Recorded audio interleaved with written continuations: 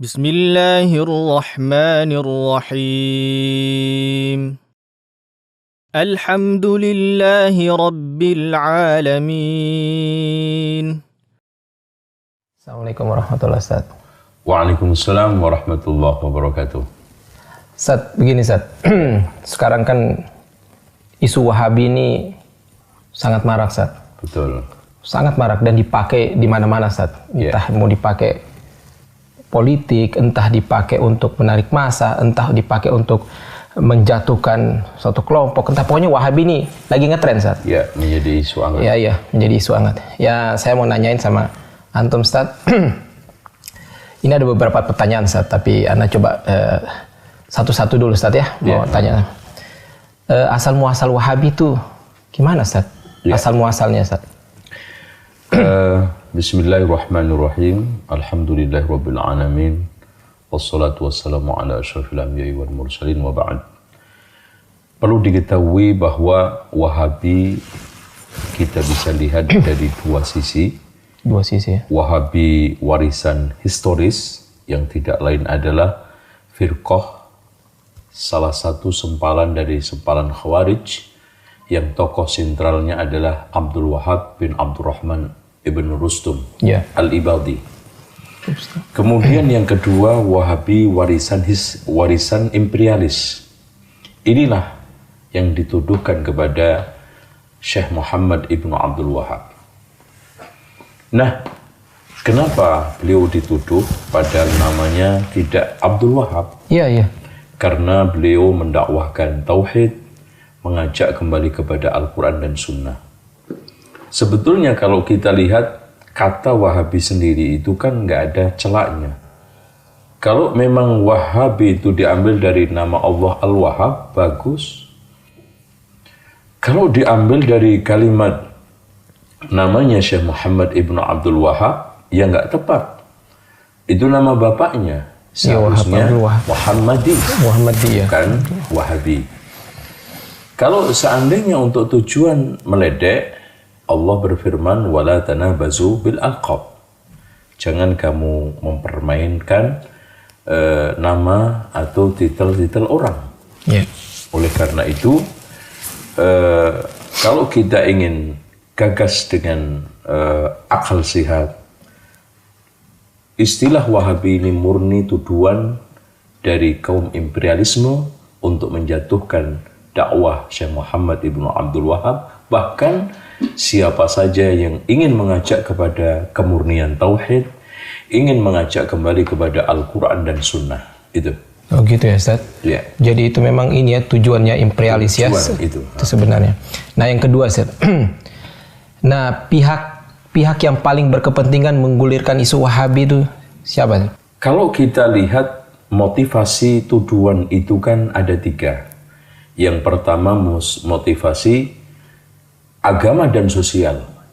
Berarti di sini adalah tokoh-tokoh darwis, tokoh-tokoh klenik, tokoh-tokoh yang memang mereka tidak mau diganggu singgasana tradisinya.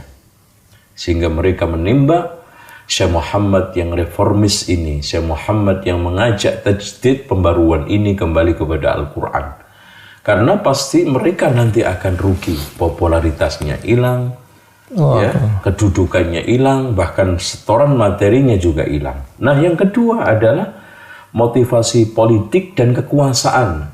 Ini tidak lain adalah saat Turki sudah mulai guncang, dan kekhawatiran dengan dakwah Syekh Muhammad dan pengaruhnya sudah seluruh antero dunia. Akhirnya Muhammad Basha dengan kerjasama anaknya Ibrahim Basha dan nanti Tusun memerangi habis-habisan secara fisik, dan pada saat tidak kuat bahkan tetap kalah, maka isu Wahabi dilemparkan untuk Syekh Muhammad bin Abdul Wahab dan pengikutnya. Nah yang ketiga, motivasi imperialisme, yaitu penjajahan. Karena setelah kita lihat di dalam peta sejarah, yang mampu melawan penjajah Belanda di seluruh dunia itu mereka-mereka yang terpengaruh dengan pemikiran dan tajdid Syekh Muhammad ibn Abdul Wahab. Lihat aja, Sanusi yang ada di Afrika, bagaimana Italia dan juga Prancis kocar-kacir kedodoran menghadapi reformasi mereka. Begitu juga di Libya, bagaimana Italia juga kedodoran, dan kita lihat juga Inggris di India, bagaimana Inggris kedodoran menghadapi mereka-mereka yang terpengaruh dengan pemikiran Syekh Muhammad bin Abdul Wahab. Plus di Indonesia juga Belanda kedodoran menghadapi Imam Bonjol bersama Haji Beobang, Haji Miskin, dan Subani yang mengubarkan jihad. Mereka ini terpengaruh dengan dakwah ini, sehingga mereka mengelemparkan isu ini untuk memecah belah umat, supaya dukungan kepada mujahidin ini untuk mengusir penjajah itu berkurang. Maka mereka menggunakan politik belah bambu, satunya diangkat, satunya diinjek, yang sering kita kenal divide et impera, dan nampaknya ini manjur. Jadi itu ya, jadi apa namanya, jalan untuk melemahkan ya, pakai cara itu Ustaz ya. Iya, itu. Nah, kalau pakai cara fisik kan kita betul-betul yang terpengaruh. Mereka tidak akan pernah ada sejarah jihad yang akhirnya mereka itu menang. Masya Allah. Itu. Ya Ustaz, sekarang lagi ada ini Ustaz. Pertanyaan berikut Ustaz ya. Tujuannya apa? Iya. Maksudnya tujuannya mereka itu yang tadi itu yang poin kedua Ustaz, itu tujuannya apa yang mereka yang berkepentingan tujuannya? Tujuan mereka yang paling utama dan pertama sebetulnya adalah ada tujuan direct, instan, yaitu tadi saya katakan yang budaya keagamaannya tidak mau terganggu prakteknya, politik kekuasaan tidak mau terganggu kekuasaannya goyang, imperialis, wilayah-wilayahnya tetap eksis. Tujuan secara implisit, dan ini yang besar, adalah ingin membumi hanguskan Islam. Oh gitu ya Ustaz. Akhirnya siap ingin menggeser dan menggusur pengaruh Al-Quran dan Sunnah di tengah umat Islam. Kenapa? Karena akhirnya siapa saja yang menabuh genderang dakwah tauhid dan anti syirik dituduh Wahabi. Siapa saja yang sekarang ini dakwah menegakkan bendera sunnah anti bid'ah dituduh Wahabi. Siapa saja yang tegas dan tegar di dalam amar ma'ruf nahi mungkar dituduh Wahabi. Siapa saja yang sekarang mengajak kembali kepada Al-Quran dan Sunnah menurut pemahaman salaful ummah dituduh Wahabi. Bahkan organisasi-organisasi Islam di Indonesia juga kesasaran tuduhan itu. Iya betul Ustaz. Karena semata-mata mengajak kepada Al-Quran dan Sunnah. Apa sekarang saya tanya, organisasi A yang dituduh Wahabi pernah nggak ketemu Syekh Muhammad bin Abdul Wahab? Nggak pernah. Organisasi B pernah nggak bersinggungan dengan murid-muridnya Syekh Muhammad bin Abdul Wahab? Nggak. Karena adanya kemiripan langsung ditembak Wahabi. Biasa Ustaz, fisik juga Ustaz. Jadi sumpahnya kalau ada orang celananya di atas mata kaki atau jenggot langsung disikat Wahabi. Ini ada pemio yang disederhanakan supaya orang-orang awam ini juga mudah diajak untuk memusuhi Wahabi. Cepat ya, supaya itu sederhana di pola pikir yang diciptakan satu simbol-simbol, satu kriteria yang sederhana, gampang mereka hafal. Betul. Contoh, kalau ingin tahu ciri-ciri Wahabi, lihat aja lakinya, baduknya belang, jenggotnya panjang, katoknya cingkrang. Itu aja. Ya. Pasti Wahabi. Cepat langsung kan masyarakat yang awam ini, wah itu Wahabi, cepat ya. Kalau sekarang diberikan kriteria yang aneh-aneh, jelimet, disuruh baca kitab, ini nggak bakal orang awam.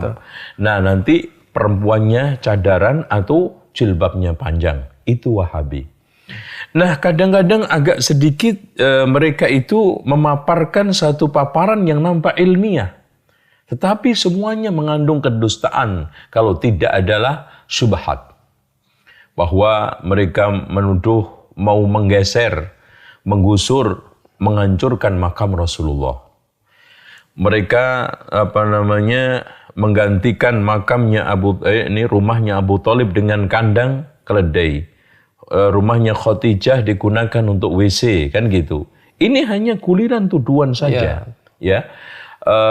Tuduhan juga ciri-ciri Wahabi itu tidak mau qiyas, tidak mau ulama, menolak anti madhab semuanya. Anti madhab, ya. Ya, tidak mau sholawat. Ini tuduhan, ya.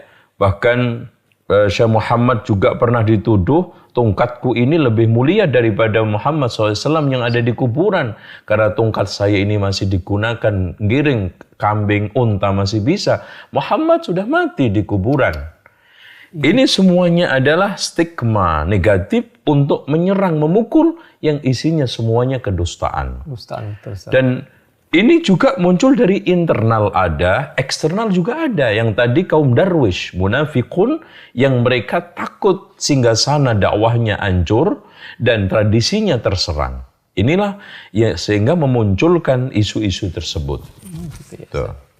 Nah, Ustaz, sekarang alasan-alasan Ustaz yang dipakai untuk membenarkan tuduhan itu, Ustaz.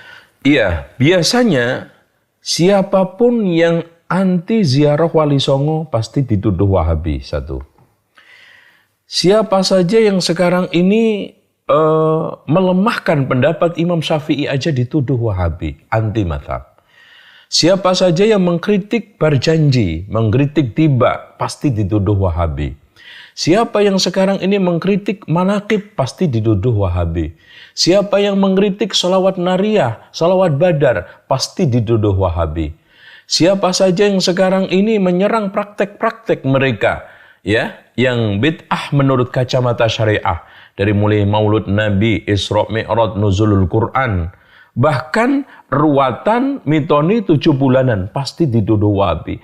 Semua mereka yang mengamalkan tradisi harian yang bertentangan dengan Alkitab wa Sunnah ini kita luruskan, pasti dituduh anti budaya, anti tradisi, itu Wahabi. Intinya secara kriteria sederhananya juga, pokoknya siapa saja yang melarang ziarah kuburan Nabi, ziarah Wali Songo, dan anti tabarruk dan tawasul menurut versi mereka, ya. Kemudian yang ketiganya melarang merokok. Kemudian yang keempatnya, dia tidak mau tradisi dan budaya yang sudah memasyarakat ini, pasti ditembak Wahabi. Sederhana sekali. Iya. Iya, Ustaz. Ini ada poin lagi, Ustaz, ya. Iya. Pihak yang paling berkompeten untuk menggulirkan tuduhan Wahabi itu siapa? Pihak-pihak yang paling berkompeten. Iya. Yang paling berkompeten pertama, kelompok-kelompok tokoh-tokoh yang takut kehilangan tadi lapak-lapak kehidupan agamanya. Sehingga dia membuat suatu berita yang jungkir balik. Ya, Syekh Muhammad bin Abdul Wahab yang mendakwahkan tauhid diplesetkan menjadi suatu plesetan yang negatif.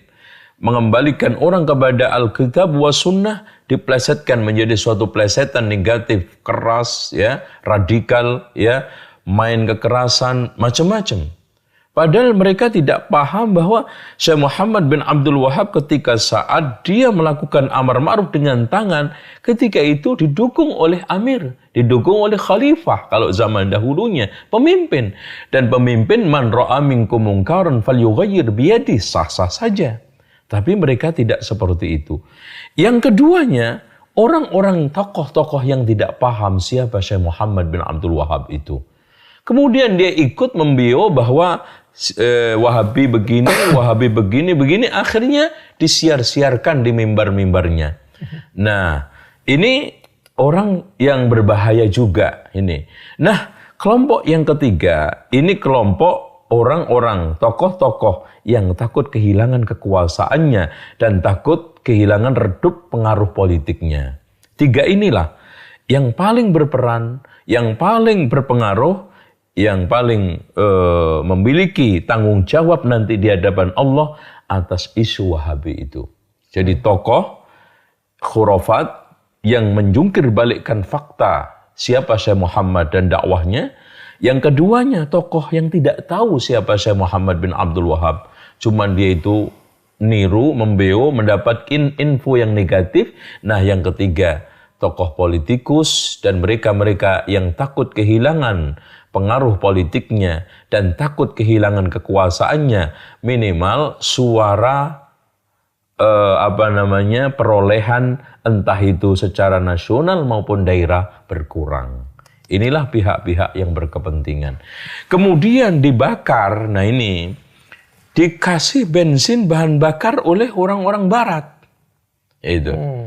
Dari kalangan orientalisme, imperialisme. Makanya Wahabi ini saya bisa katakan adalah anak haram hasil perselingkuhan 3 orang. Imperialisme, orientalisme dengan pihak-pihak Darwis yang ada di kalangan Islam tadi. Ini selingkuh, hasilnya haram ini anaknya. Ya, imperialisme tahu pengaruhnya tadi. Orientalisme juga, ya. Kalau kita bisa baca di dalam kitab-kitabnya mereka yang lurus seperti Lothrop Sudrak, bagaimana dia itu komentarnya terhadap Wahabi positif. Margoliouth juga positif, Renz juga positif. Nah, dari sinilah berarti ada yang menggoreng, gitu. Bahkan tokoh-tokoh orientalisme yang agak objektif ini menyatakan bahwa musuh-musuh dakwah Muhammad bin Abdul Wahab inilah yang memaksakan untuk Wahabi ini diterima dengan dengan berbagai macam resiko buruknya, pahit getirnya diberikan kepada Syekh Muhammad bin Abdul Wahab. Padahal mereka tidak pernah. Sekarang pertanyaannya begini, sederhana. Apakah sekarang Syekh Muhammad pernah mengadakan muktamar untuk organisasi Wahabinya? Susunan pengurusnya? Kemudian Syekh pernah mengatakan di dalam kitabnya eksplisit dan implisit, saya Wahabi? Nggak pernah ada. Dan murid-muridnya juga. Dan mereka-mereka yang terpengaruh, nggak ada sama sekali. Jadi di sinilah suatu hal yang aneh. Kenapa mereka sangat memaksakan dan sangat dipaksakan itu simbol dan juga nama Wahabi, laqab sebutan Wahabi kepada Syekh Muhammad bin Abdul Wahab dan pengaruhnya, tujuannya tadi itu. Karena Wahabi ini sudah terstigma buruk dan sudah memiliki justice yang negatif, sehingga sangat bagus sekali, simple untuk menghantam lawan-lawan dakwah mereka. Sekarang kalau orang disuruh untuk tidak ngaji ke Ustadz Fulan, untuk menjelaskan kenapa, susah. Ya. Tapi jangan ngaji ke dia. Kenapa Pak? Wahabi. Selesai. Simple banget. Simple, padat, singkat, mudah. Itu. Dan Ustadz, ini yang poin terakhir Ustadz. Iya. Dan siapa pihak-pihak yang paling diuntungkan dengan isu Wahabi ini? Iya. Dari sekian poin-poin itu Ustadz tadi.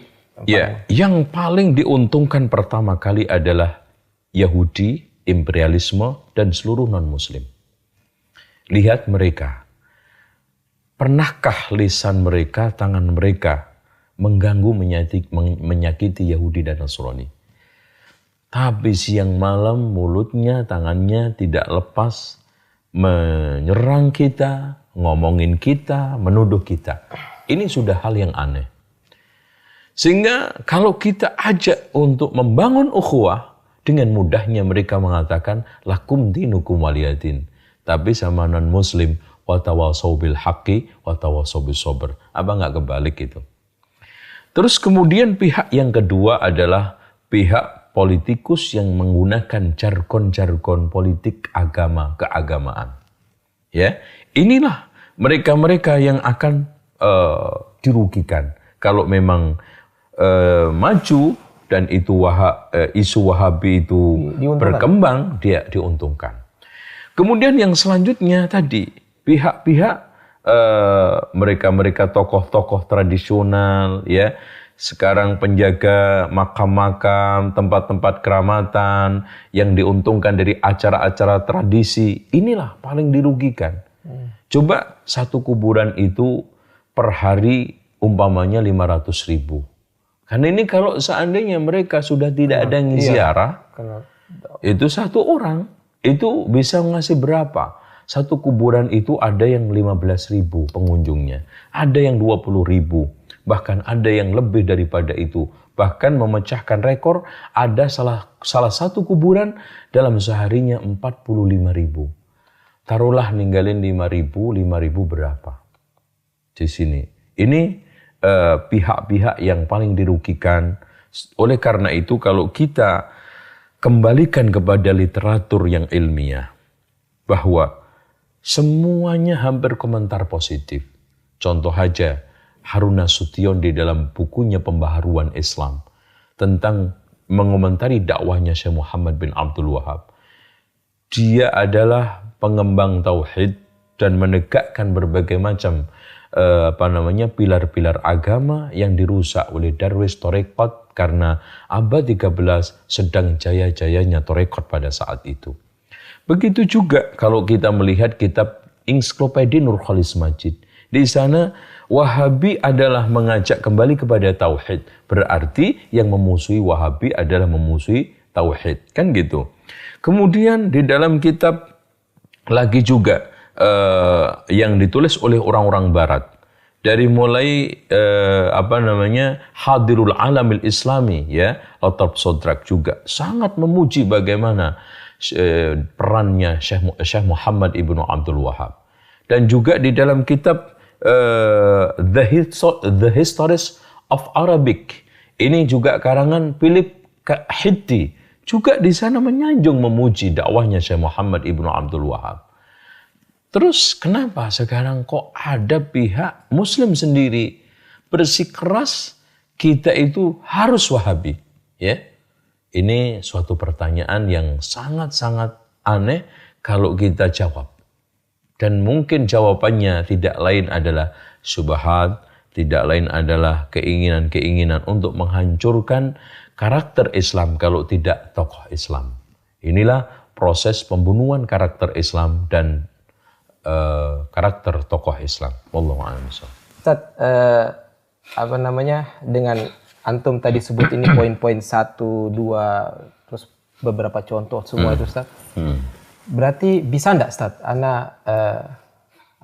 tarik kesimpulan atau tarik kesimpulan gitu Ustaz. Berarti imam yang 4 imam mazhab itu terus para ulama-ulama kita yang terdahulu, para sahabat, sampai Rasulullah itu Wahabi. Ya, kalau sekarang siapa aja yang mendakwahkan tauhid adalah Wahabi. Siapa yang mengajak kembali kepada Al-Quran dan Sunnah adalah Wahabi. Siapa yang sekarang ini mengajak pembaharuan Islam adalah Wahabi, maka ketahuilah bahwa Rasulullah Shallallahu Alaihi Wasallam itu juga Wahabi dan pas nama beliau Muhammad dituduh Wahabi seperti beliau. Kemudian juga Abu Bakar, Umar, Utsman, Ali radhiyallahu anhum yang di dalam banyak pernyataannya mengajak kembali kepada Al-Quran dan Sunnah di saat fitnah juga Wahabi. Bagaimana Imam Asy-Syafi'i juga mengatakan in sahal hadisu fahuwa madhabi, juga Wahabi. Bahkan Umar bin Abdul Aziz, khalifah yang memperbarui saat itu, dikembalikan umatnya kepada Al-Quran dan Sunnah, ajaran tauhid dimurnikan juga Wahabi. Begitu juga Imam Syafi'i, mujaddid yang abad kedua, mengembalikan Islam ini kepada relnya Wahabi. Muhammad ini Imam Ahmad ibnu Hanbal yang di sana bersikeras mempertahankan Al-Quran ghairu makhluk karena ingin menghidupkan ajaran salafun soleh, juga Wahabi. Bahkan Abul Hasan Al-Ash'ari yang di dalam kitab Al-Ibanah, akidah saya adalah akidah dari Alkitab wa Sunnah yang diyakini oleh ulama fulan-fulan, akhirnya menyebutkan Imam Al-Bukhari, menyebutkan Imam Syafi'i dan yang lainnya. Wahabi. Kalau seperti ini, semua siapa saja yang mengajak kepada pemurnian tauhid, kembali kepada Al-Quran dan Sunnah, dan plus yang tidak kalah pentingnya, melakukan pembaharuan untuk menyingkirkan berbagai macam kerak-kerak yang mengotori Islam dari mulai bid'ah, khurafat, tahayul, ini juga Wahabi. Masya Allah. Itu. Dan ini akhirnya nggak ada Islam. Udah nggak ada Islam. Itu yang diinginkan mereka. Yang diinginkan akhirnya wala yazaluna yuqatilunakum hatta yaruddukum an dinikum in istata'u. Mereka senantiasa terus-menerus memerangi kalian siang malam, tidak mengenal patah arang sampai kalian kembali kepada agama mereka dan tidak lagi mencemarkan embel-embel Islam yang murni tadi, Islam yang sahih. Suatu hal yang aneh, orang yang mengajak kepada Islam yang murni asli dituduh Wahabi. Padahal apa aja yang murni kan pasti bagus. Lihat, spare part mobil yang asli bagus enggak? Obat yang asli bagus enggak? Budaya aja yang asli dihidup-hidupkan. Tarian asli dijaga. Bahkan pewayangan itu menjaga pakem wayang supaya enggak berubah. Tidak pernah dipersalahkan. Kenapa Syekh Muhammad Ibnu Abdul Wahab ingin menjaga kemurnian dan keaslian Islam dipersalahkan, dituduh Wahabi? Aneh, tapi nyata. Iya. Dan kalau kayak gitu berarti anak Wahabi. Iya. Iya. Berarti anak senang Wahabi. Alhamdulillah. Iya. Ustaz. Iya. Dulu kan Muhammadiyah, Iya. Al-Irsyad, itu kan dituduh Wahabi, Ustaz. Iya, betul. Termasuk juga Persis. Iya, Persis juga dituduh Wahabi.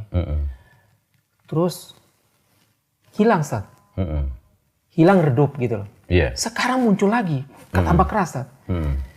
Apakah ada apa ya, negara atau ada paham atau apa yang pihak tertentu yang pihak tertentu yang goreng, memanas-manasi, provokasi ya. Kompori atau memang ini, Ustaz, bermain di situ, Ustaz. Ya contohnya Syiah gitu atau yang lain coba. Iya. Memang kalau kita lihat sejarah Syiah di Indonesia ini timbul tenggelam. Dan Syiah itu sudah masuk ke Indonesia sejak abad ke-10. Abad ke-10 ya. Masehi. Dan selalu menimbulkan kontras antara umat. Bagaimana umat Sunni dengan kaum adat diadu di Sumatera oleh Syiah di belakangnya ternyata. Kemudian di Jawa, bagaimana akhirnya Amangkurat I membantai di alun-alun Surakarta 6.000 ulama Giri Kedaton. Ternyata setelah kita usut di belakangnya itu ternyata Syiah. Manunggaling Kawula Gusti. Jadi begitu juga tuduhan-tuduhan Wahabi ini dari kelas internasional dan nasional itu ternyata di belakangnya selalu Syiah. Ya, makanya lihat aja kalangan-kalangan tradisional ini yang kenceng menggulirkan Wahabi. Kalau dia tidak dekat dengan orang Syiah atau dia itu Syiah sendiri sedang bertaqiyah di organisasi itu. Ya, dengan demikian kita harus pahami pihak yang sekarang paling lantang dan dalam sejarahnya yang menggulirkan Wahabi itu adalah Syiah. Cuma dia itu ngait supaya nggak ketahuan. Orientalisme diajak, kaum tradisional diajak, Darwis diajak supaya membuat satu taktik melempar batu sembunyi tangan, maling teriak maling. Ini yang harus kita pahami. Dan kita juga jangan lupa sejarah dimanapun Syiah itu ada, pasti yang diserang dulu adalah mereka yang mengajak kembali kepada Al-Quran dan Sunnah. Kenapa? Karena pihak inilah yang nanti paling tahu kebobrokan Syiah itu. Kemudian tahapan kedua, menggulirkan isu-isu Wahabi untuk memojokkan yang mengajak kembali kepada Al-Quran dan Sunnah dan tahu kebobrokan Syiah itu. Nah, pihak yang ketiga, mereka mengajak masa-masa yang ini, yang Darwis, yang tradisional, yang orang-orang awam ini, sambil bertaqiyah, kayak bagian dari mereka, mengajak untuk menyerang, entah berupa pemikiran atau fisik. Ini yang harus kita pahami. Dan kalau ada orang yang mengatakan bahwa, mana bukti radikalismenya di Indonesia, ini orang tidak tahu sejarah. Bagaimana dulu permusuhan mereka dengan Muhammadiyah, atas nama Wahabi, banyak korban dari kalangan Muhammadiyah. Begitu juga Al-Irsyad, begitu juga Persis. Sebelumnya juga saya katakan tadi, 6.000 ulama Giri Kedaton yang mereka adalah jelas-jelas mengajak kepada Al-Quran dan Sunnah dan asasnya adalah ahli sunnah wal jamaah. Amangkurat I difitnah, diojok-ojokin. Kelompok-kelompok ulama ini gak akan bakal dukung kamu, bahkan di belakang akan bakal nusuk dari belakang. Karena disuruh nyembah kaki kamu tidak mau, disuruh sungkem tidak mau. Itu orang Syiah memprovokasi Amangkurat I itu. Sehingga dengan prinsipnya dia yang sudah terpengaruh dengan akidah Manunggaling Kawula Gusti ala Syiah mengatakan Kalau saya itu Tuhan, maka apa saja yang saya lakukan adalah sah, maka saya membunuh mereka juga sah. Saya membantai mereka sah. Makanya 6.000 diambil semua, dibantai satu persatu di alun-alun Surakarta. Ini sejarah berdarah Syiah di Indonesia. Wallahu a'lam bishawab. Ya Ustaz, setelah antum jabarkan poin-poin semua, nah sekarang Ustaz, nasihat antum Ustaz. Iya. Nasihat antum untuk rakyat Indonesia ini Ustaz. Iya. Dengan isu-isu yang... Pertama, yang harus dilakukan adalah pencerdasan. Dimanapun kebodohan inilah yang gampang membuat umat Islam itu terpengaruh dengan berita-berita miring, isu-isu tidak benar, dan provokasi-provokasi yang sifatnya miring. Kemudian yang keduanya, kita harus terus berkoordinasi dengan para ulama dan umara lokal kita Indonesia. Karena sejarah membuktikan bahwa ulama-ulama, tokoh-tokoh, saudagar-saudagar, mubalik-mubalik yang datang di Indonesia ini tidak pernah ada yang kontras dengan umara. Karena memang agama manapun yang didukung oleh kekuasaan pasti kuat. Inilah bagaimana kita membangun sinergi.